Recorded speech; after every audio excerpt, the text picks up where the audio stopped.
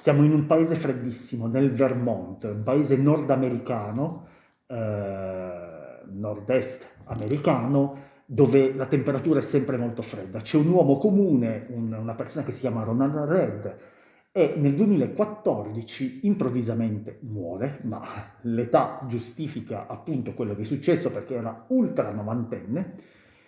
E la cosa che ha stupito tutti quanti è che improvvisamente dona 6 milioni di euro per opere di beneficenza. Ma quest'uomo aveva sempre vissuto una vita super umile, faceva un lavoro super umile, era stato benzinaio, nella sua gioventù aveva combattuto in Italia, chiaramente al fianco degli americani, e la sua condotta di vita non aveva mai fatto pensare che potesse avere un patrimonio tanto ingente che si stima essere di circa 8 milioni di euro. E allora tutta la gente incomincia a parlare e cerca di capire qual è la ragione per la quale quest'uomo avesse accumulato una risorsa così importante e così grande e perché avesse condotto una vita così umile. E molti incominciano a pensare che potesse aver vinto la lotteria, altri incominciano a instillare il dubbio che li abbia conquistati, li abbia vinti o li abbia guadagnati in una maniera poco pulita, illecita, altri che abbia ricevuto una donazione da qualcun altro. Ma fatti gli accertamenti si scopre che in realtà aveva fatto una cosa molto semplice, quei soldi li aveva guadagnati con un lavoro molto umile.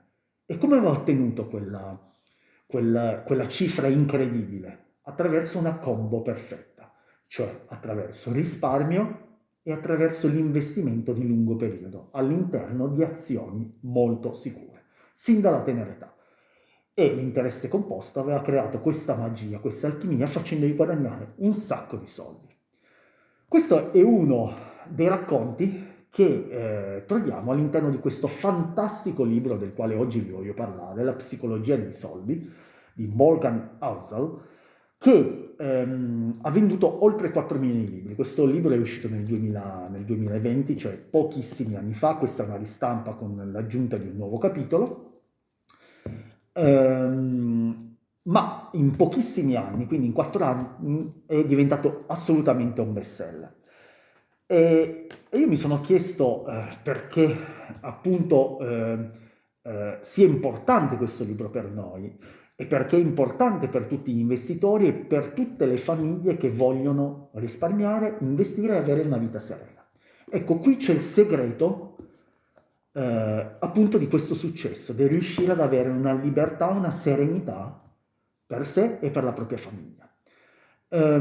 Durante questo video andremo a cercare di capire come mai, attraverso i consigli distillati all'interno di questo libro, che sono oltre 20, riusciremo a mettere via un po' di soldi, a investirli correttamente e a non farci prendere dall'emotività, perché il concetto principale di questo libro è che i soldi sono emozione.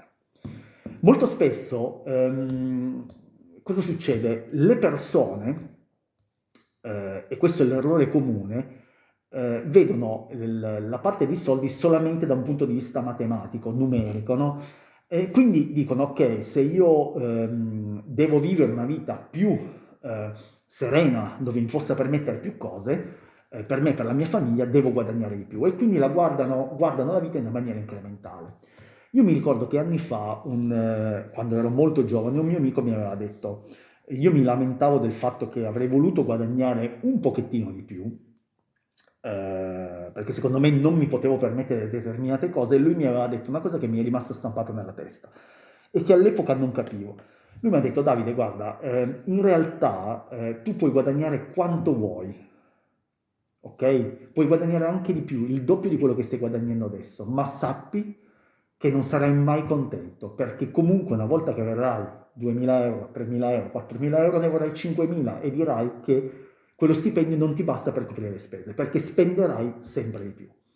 Ecco, all'interno di questi concetti, Housel ci spiega come agire in modo di evitare questa emotività dei soldi e di vedere invece la gestione del nostro denaro in una maniera più ragionevole, non razionale, ragionevole. E quindi, tornando alla storia che abbiamo narrato prima di Ronald Reagan, cercare di capire come quest'uomo comune abbia avuto successo più di grandissimi investitori, di grandissime persone che sognano tanto. Ecco, io ho sentito delle critiche anche su questo libro dicendo che è per un uomo comune, per appunto quelli che non sono dei grandi investitori, che non hanno competenze. Ecco ragazzi, in realtà io credo che questo sia perfetto per tutte le persone, anche per coloro che sanno molto di economia e di finanza. Io, come dire, seguo a lungo da tantissimi anni questo mondo. Ho fatto trading intraday, ho giocato nello swing trade, insomma, swing trading, insomma, ho assolutamente conosciuto tutte le varie tipologie di investimento, quello più breve, quello più lungo, e devo dire che questo libro mi ha assolutamente illuminato, perché mi ha fatto capire l'importanza di alcuni concetti come il risparmio, come la necessità di investire in una maniera più cautelativa rispetto a quello che facciamo sempre, se vogliamo vivere una vita serena nel lungo periodo. E questo è un concetto fondamentale, secondo me, che nessun altro insegna. E quindi questo è valido per tutti, perché uno degli esempi che fa Morgan Housel all'interno di questo libro è che in realtà, anche se ci sono delle persone che hanno studiato all'università economia, o che hanno fatto dei MBA sulla parte di finanza, in realtà molto spesso hanno dei rendimenti più negativi rispetto alla persona umile. Questo è l'unico campo nel quale succede, perché lui fa l'esempio di un chirurgo e dice che nessun uomo comune potrebbe in qualche modo sostituirsi ad un chirurgo per operare. Mentre nel mondo degli investimenti questo potrebbe accadere, perché attraverso piccole regole noi potremo ottenere dei grossi rendimenti, anche non avendo la cultura economica e finanziaria. E io credo che questo sia un punto veramente rivoluzionario all'interno del panorama. Io adesso vorrei farvi un breve excursus dei punti fondamentali di questo libro e partirei dal concetto principale, dalla mentalità finanziaria. Secondo me il primo concetto che ci dobbiamo portare a casa è che noi creiamo all'interno della nostra testa un mindset, cioè una mentalità, un concetto legato al soldo, no? E questo concetto legato al soldo è quello che noi dobbiamo cercare di cambiare affinché possiamo ottenere questi risultati, cioè possiamo ottenere la libertà finanziaria di avere dei soldi quando ci servono e di avere la serenità quando magari saremo in pensione. E questa mentalità finanziaria da che cosa parte? Prima di tutto dal fatto di cercare di capire qual è il nostro rapporto con il denaro. Ecco, questo è un punto secondo me fondamentale. Ehm, In ogni periodo nel quale una persona vive, c'è un contesto. Noi in questo momento viviamo in un momento di assoluta, come dire, benessere, no? Economico. Sicuramente ci sono dei problemi, ma nel mondo occidentale il benessere comunque è diffuso, è largamente diffuso, e le azioni sono sempre state una degli strumenti finanziari più importanti. Perché? Perché da oltre 10-15 anni stanno conoscendo un successo incredibile, cioè la borsa sta toccando massimi, soprattutto in America. L'ha incontrati questi massimi soprattutto a novembre con le elezioni di Trump. Quindi io e tutte le persone attorno a noi vedono che il mondo dell'azione è un mondo che porta grandissimi rendimenti. Questo non sarebbe accaduto se fossimo noi investitori, ci trovassimo magari 20, 30, 40 anni fa, quando il mondo azionario sicuramente portava dei rendimenti, ma in certi momenti li ha portati in una maniera molto più ondulatoria, cioè delle salite e delle discese. Io non sto parlando dei picchi negativi che ci sono sempre, quei drop che ci sono sempre che sono stati nel 2008, nel 2020 con il Covid. Questi sono dei chiamati downtrend del 10, 15, 20, 30% che ci sono sempre stati, ma proprio il fatto che negli ultimi anni i rendimenti azionari hanno portato ha dei rendimenti incredibili. E questo cosa vuol dire? Vuol dire che noi ci siamo abituati nella nostra mentalità a credere che le azioni siano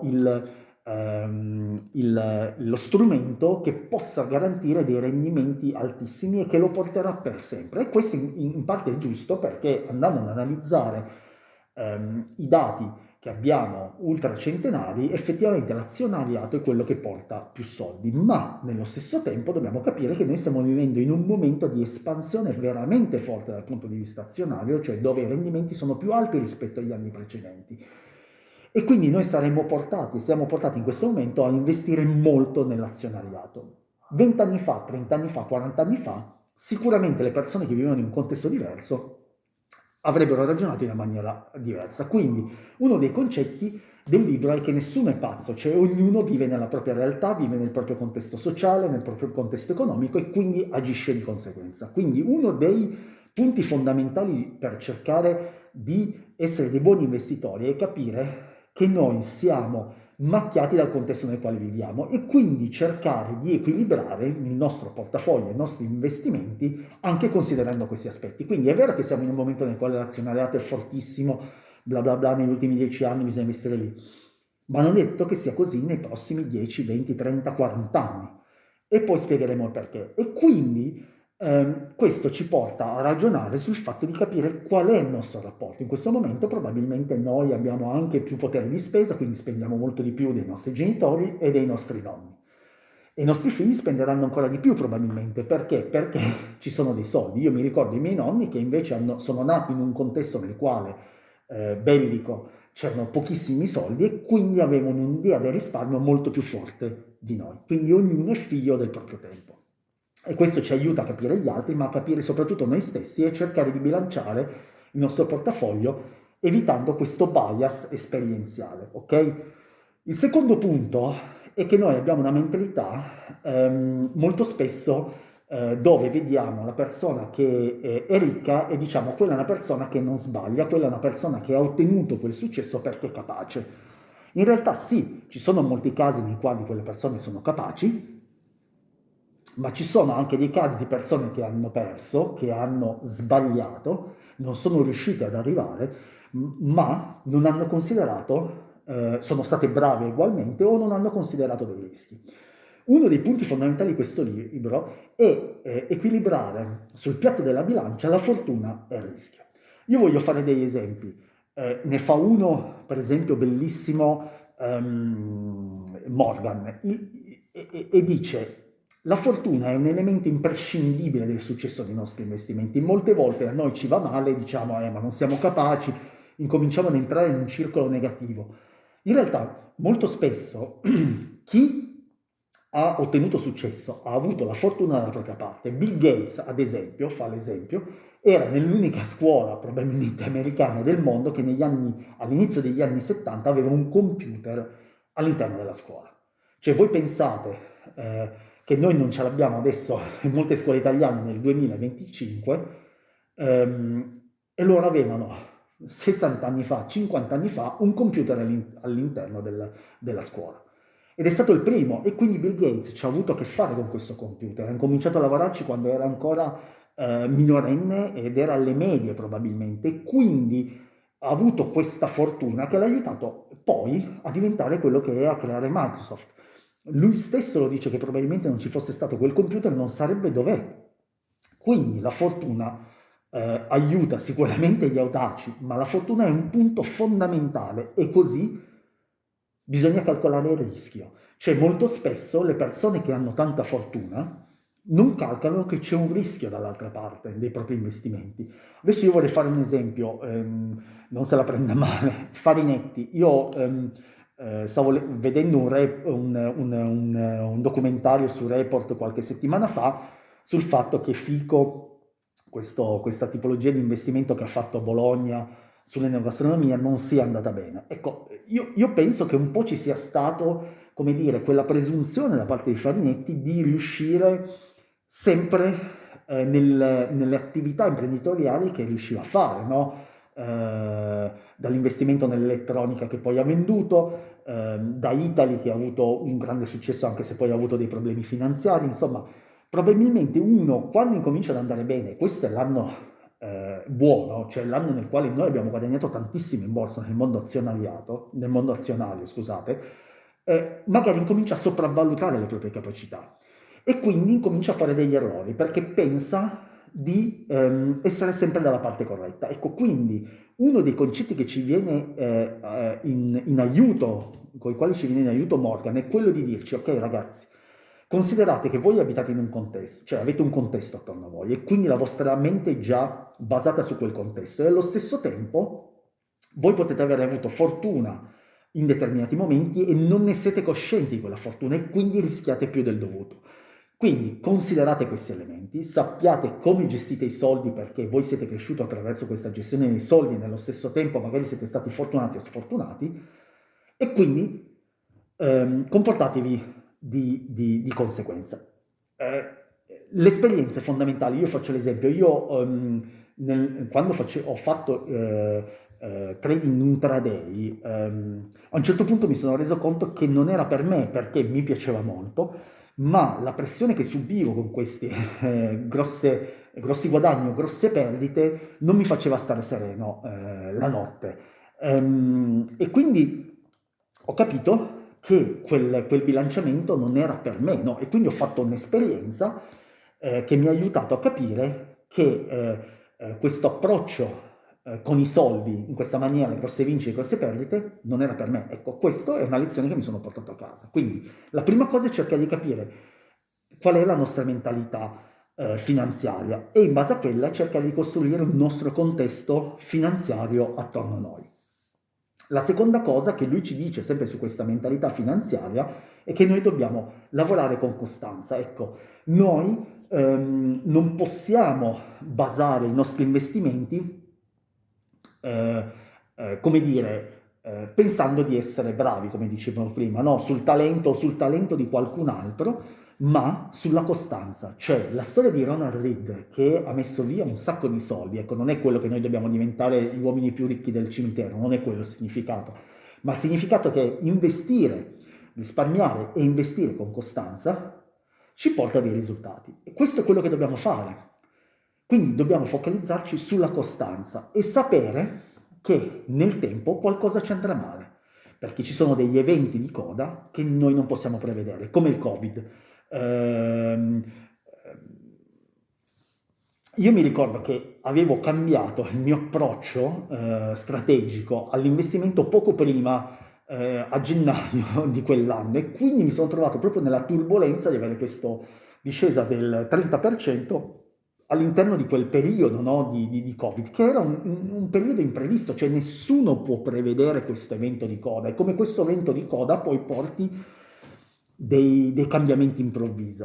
Quindi quello che possiamo fare è mantenere un approccio che noi abbiamo con costanza all'interno del tempo, no? Quindi, altro concetto importante, capire chi siamo e come ci approcciamo col denaro, e una volta capito cercare di creare un nostro processo che teniamo nel tempo.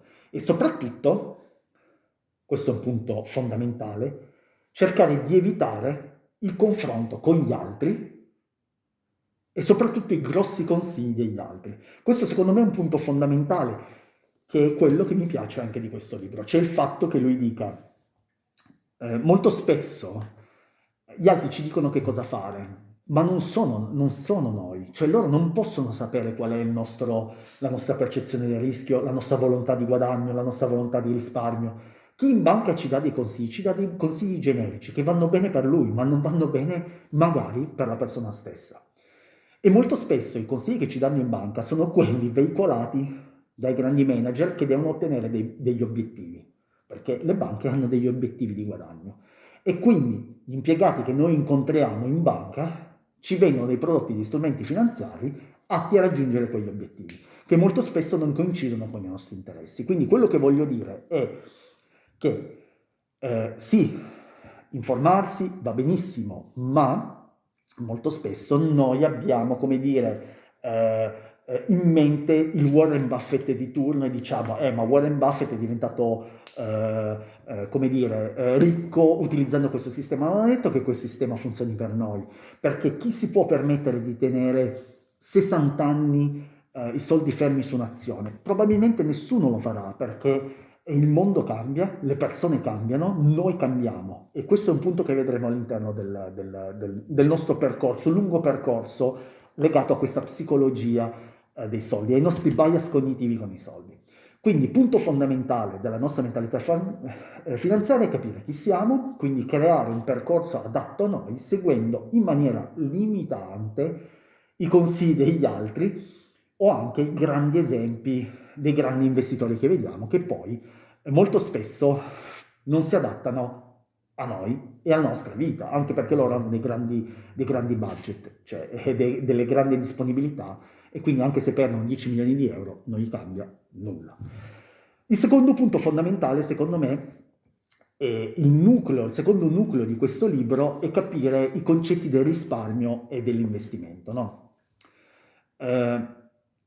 Il concetto del risparmio è un concetto probabilmente che è probabilmente quello principale all'interno di molti libri, anche se noi prendiamo Anthony Robbins con il libro dei soldi, questo è un punto fondamentale, parte con quello, anche qui il punto parte che se vogliamo avere una libertà finanziaria, con libertà finanziaria ci tengo sempre a dire, non è che noi diventiamo ricchi e buttiamo via i soldi come fanno i rapper, ma semplicemente vuol dire che noi possiamo avere la disponibilità economica per vivere serenamente, noi e la nostra famiglia, fare le cose che desideriamo fare.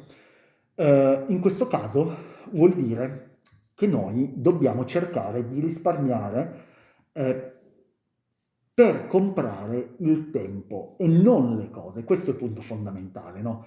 Quindi quello che noi vogliamo comprare è la nostra libertà. Perché? Perché lui fa l'esempio che lavorava all'interno, adesso non mi ricordo più se di un fondo, e comunque lavorava nel mondo finanziario e si rendeva conto che lavorava 40, 50, 60, 70, 80 ore alla settimana, cioè la sua vita era solo lavoro, anche il sabato e la domenica.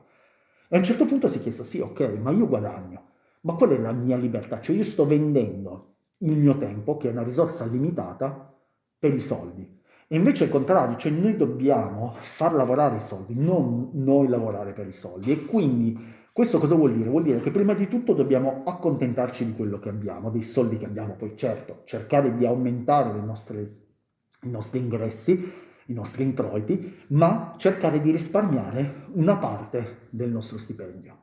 Quindi che sia il 10-15%, cercare di risparmiarlo tutti i mesi. E poi, secondo punto, avere ingressi, introiti differenti, cioè non legarsi solamente ad uno stipendio fisso, ma averne diversi e quindi far lavorare i soldi al posto nostro, ma soprattutto in qualche modo qui si collega un po' il punto del minimalismo, cioè riuscire a vivere un pochettino con meno, no? Cioè, quindi sì, lui fa l'esempio della bella auto che in realtà tu ti giri a guardarla, ma non guardi la persona che è all'interno. Noi compriamo quella macchina in molti casi perché vogliamo farci vedere, ma in realtà chi vede quella macchina vede la macchina, non vede noi e quindi quell'approvazione sociale in realtà non ha senso. Ecco, quindi cercare di spendere in una maniera più oculata, quindi il risparmio è un punto secondo lui fondamentale, cercando di acquistare una certa libertà. Cioè se noi abbiamo un lavoro che ci permette di lavorare un tot di ore senza esagerare, siamo molto più ricchi di una persona che ne lavora 80, cioè lavora tutta la sua vita, guadagna 1000 euro, 1500 euro di più, ma non è libero di poter fare quello che vuole. Ecco, quindi questo è un punto fondamentale, il risparmio, la libertà finanziaria e poi avere, come dire, degli introiti diversi. Ma soprattutto, una volta che si è risparmiato, investire questo capitale, come ha fatto Ronald Reagan, che anche se aveva uno stipendio molto piccolo, aveva investito come benzinaio, aveva investito in azioni sicure. E qui lui parla di un investimento semplice e dice un punto secondo me al quale io non avevo mai pensato, lo dico molto onestamente. E io molto spesso pensavo ai soldi e agli investimenti in una maniera razionale, cioè dico ok, le azioni sono lo strumento finanziario, mi collego al discorso che abbiamo fatto all'inizio, sono lo strumento che negli anni guadagna di più perché hanno dei rendimenti, se prendo l'S&P 500 del 8-10%, bisogna guardare dal time frame dal quale si prende, annuo, e quindi io posso guadagnare anche l'8-10% annuo, e quindi è lo strumento che mi dà di più al posto che le obbligazioni, il bond, gli ETF, i fondi, tutti gli strumenti possibili e immaginabili che abbiamo. Però poi, cioè, questo è il concetto razionale, ma poi noi siamo degli esseri vivi che vivono in un contesto, e quindi noi dobbiamo pensare cosa è ragionevole.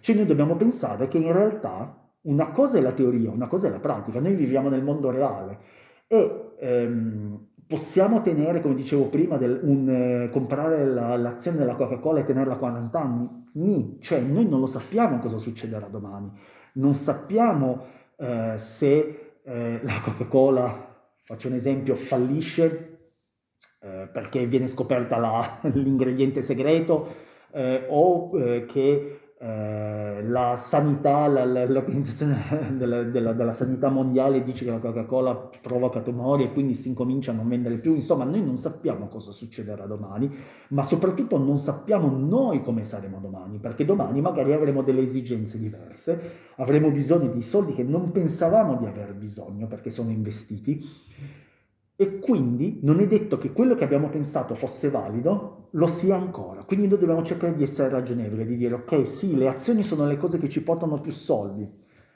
ma lo sarà così nel futuro? Sarà così anche nel futuro? Le azioni che abbiamo scelto potranno esserlo anche nel futuro a grande rendimento, ma soprattutto noi non cambieremo nel tempo e desidereremo avere qualcos'altro, perché all'uomo piace cambiare. E quindi è difficile che uno faccia come Warren Buffett, che prende Microsoft e lo tenga per 40 anni, perché probabilmente poi a un certo punto si stufa perché vede che un'azione guadagna il 2% l'anno e incomincia a diventare insofferente, vuole qualcosa che sia più growth. Quindi noi dobbiamo cercare di essere ragionevoli, di sapere che le cose nel tempo cambiano, e quindi non possiamo solo basarci sulla teoria, dobbiamo tenerci anche alla pratica, e quindi fare una tipologia di portafoglio di investimento che possa essere cambiata nel tempo, che si avvicini alle nostre necessità di quel momento, che si avvicini anche alle problematiche che possiamo incontrare nel futuro. E quindi, terzo punto di questa seconda sezione molto grande di risparmio e investimento, bisogna accettare l'incertezza. Questo è un altro punto secondo me molto importante, perché noi viviamo costantemente come dire, quasi nella certezza che noi sappiamo che cosa ci succederà, cioè che la storia ci dica che cosa succederà nel futuro, ma nessuno lo può sapere, perché sono tantissimi gli elementi di un racconto che vengono mischiati insieme e che danno storie diverse. Così vi faccio l'esempio del cinema. Cioè, quante storie d'amore ci sono all'interno dei film? Cioè, il 60%, il 70-80% dei film hanno una storia d'amore, ma viene raccontata con degli elementi diversi, i personaggi sono diversi, il contesto è diverso, l'emotività è diversa, ehm, cioè le persone sono diverse, l'età è diversa, quindi tutto cambia e gli elementi sono talmente diversi, che gli ingredienti sono diversi, che viene una storia completamente nuova, e quindi noi stiamo guardando quel film, anche se è una storia che sappiamo che è una storia d'amore, la già conosciamo come sono storie d'amore. L'innamoramento, le prime crisi, un amore più maturo, insomma sappiamo già cosa ci aspetta, ma continuiamo a farlo. E questo perché la storia è imprevedibile, cioè non è detto che ciò che è successo una volta non succederà o succederà in maniera diversa. Quindi dire in questo momento ok, questi sono i miei investimenti, le mie tipologie di investimenti da qui a 50 anni, è una cosa che non valuta l'incertezza, ma non valuta neanche noi stessi, quindi non è ragionevole. Quindi all'interno del nostro portafoglio, e questo è l'altro concetto che io volevo dire legato alla ragionevolezza, che bisogna pensare ai margini di errore.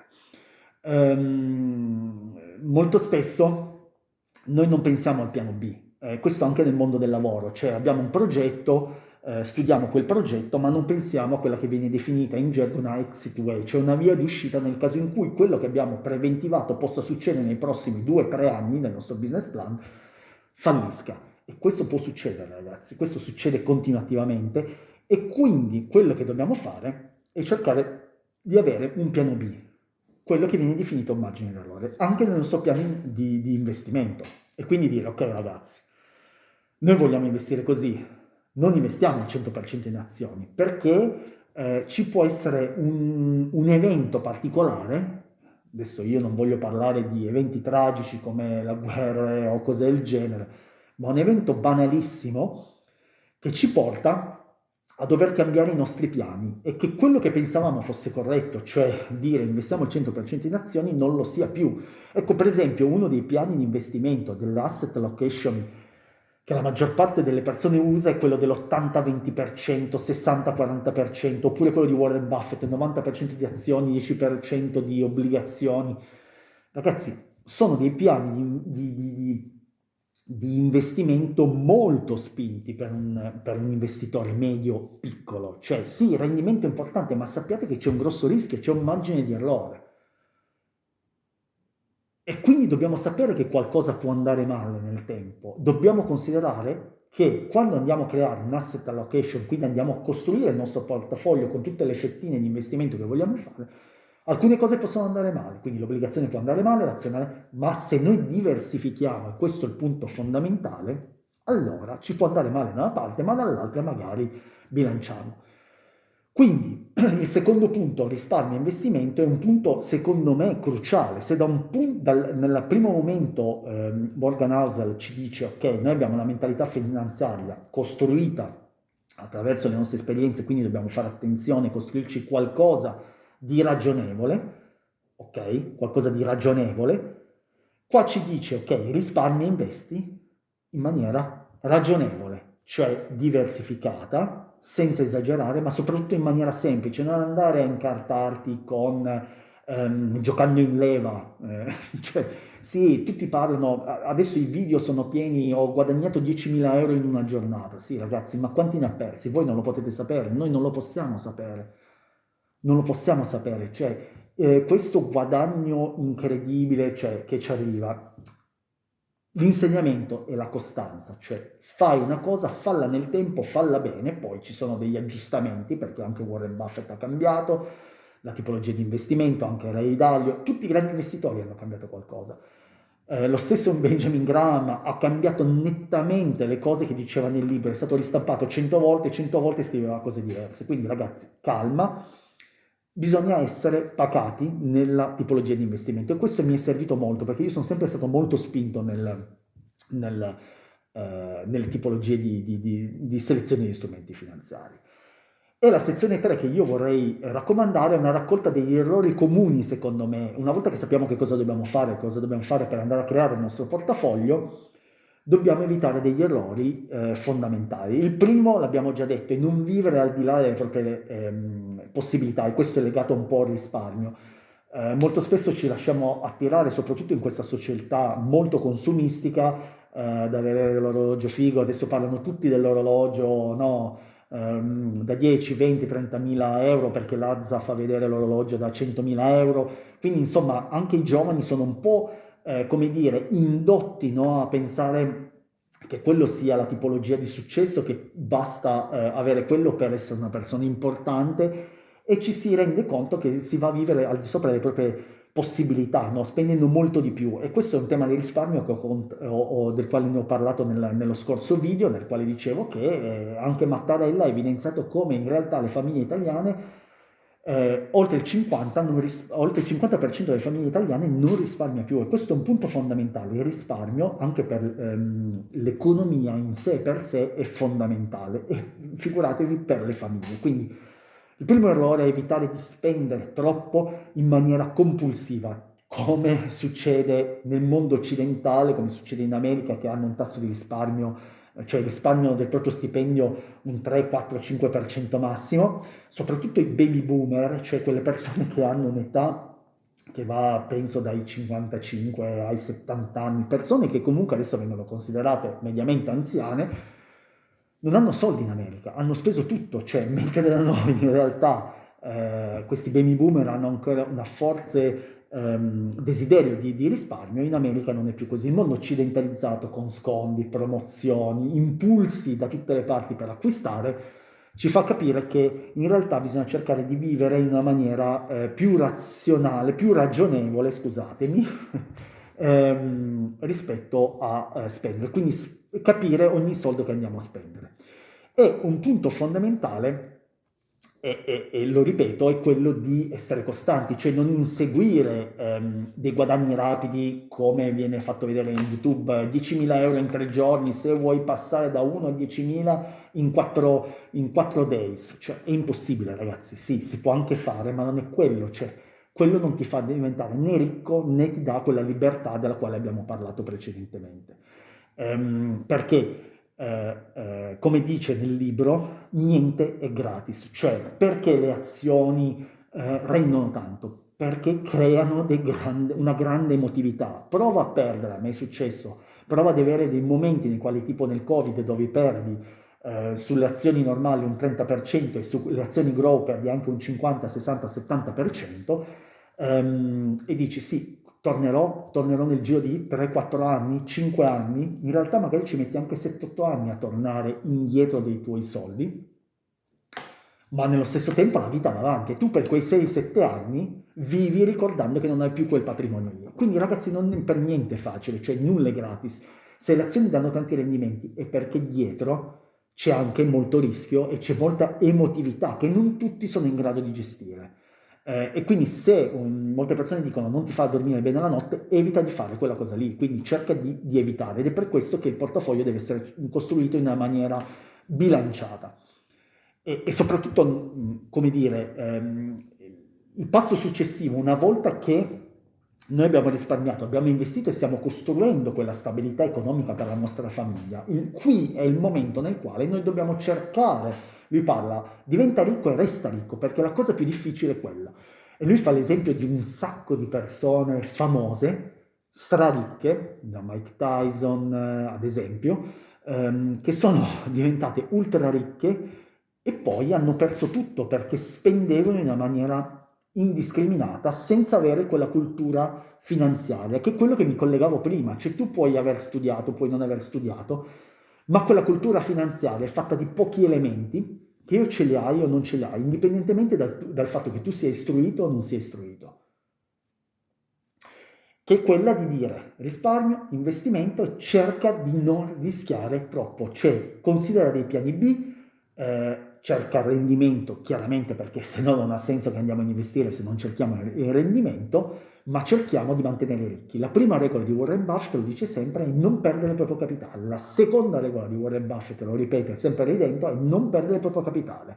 Questa è la terza regola fondamentale che viene espressa in questo libro, che condensa elementi di tantissimo genere, quindi per questo libro è un po' generalista, ma secondo me serve per tutti perché serve per quelli che non hanno mai masticato l'economia, la finanza o gli investimenti perché gli dà le basi, ma serve anche a quelli che hanno, come dire, un'esperienza più forte perché ti fa tornare all'origine, ti dice ragazzi forse adesso stiamo esagerando, no? Nel vedere le cose in una maniera troppo rosea. E quindi questa costanza nell'investire, cioè l'errore comune è di volare tutto subito, quindi investire magari tutti i propri soldi in 2 o 3 azioni, no? Tipo adesso tutti parlano di Palantir, tutti vogliono comprare Palantir, io ho sentito un sacco di persone attorno a me, no adesso la prendo, è l'azione del futuro, perché? Perché tutti gli youtuber parlano di questa azione all'interno dei propri video per fare view, ma in realtà un investitore medio deve fare attenzione a comprare Palantir, cioè ne può comprare l'1% del proprio portafoglio, lo 0,5, sì, è una growth, sicuramente avrà successo nel lungo tempo, io non dico questo, dico che nel lungo tempo quella è una buona azione, ma non è per tutti gli investitori, cioè tu non puoi dire a una persona compra quello, perché quella persona di magari non sa leggere il fatto che in 3 giorni adesso è scesa del 10%, e quindi dice cavolo, tu pensa a un ragazzo che ha 1000 euro, le investe lì sopra, il giorno dopo se ne trova 800, 900 e incomincia a dubitare proprio sull'investimento e quindi magari poi crea questo bias, come dire, esperienziale, che nel futuro non andrà più a investire in una maniera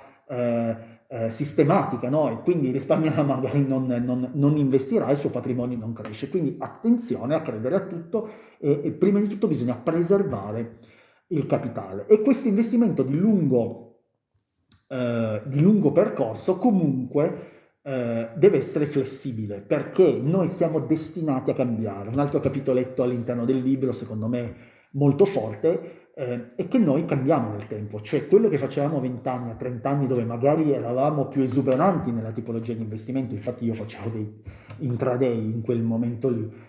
Adesso non lo farei più perché magari ho altri problemi, ho altri pensieri, quindi non riesco a focalizzarmi totalmente, perché ho una gestione del rischio molto più alta, probabilmente ho più paura perché avendo dei figli sono molto più conservativo, non lo so, ma è importante sapere che c'è l'interesse composto, quindi gli investimenti devono essere lasciati correre, ma nello stesso tempo sappiamo che probabilmente qualcosa può cambiare, perché magari improvvisamente dobbiamo cambiare casa perché i nostri figli vanno a lavorare all'estero e quindi noi ci dobbiamo magari trasferire all'estero, dobbiamo vendere la casa qua e comprarne una che vale il doppio e quindi non abbiamo i soldi per farlo e tutti i nostri investimenti nel portafoglio azionario devono essere venduti e quindi andiamo a perdere perché in quel momento, che ne so, l'azionariato sta avendo un downtrade. Queste cose vanno considerate quel margine di errore del quale vi parlavo e quindi secondo me è fondamentale pensare che noi cambiamo nel tempo e quindi ciò che è valido in questi anni magari non lo è domani.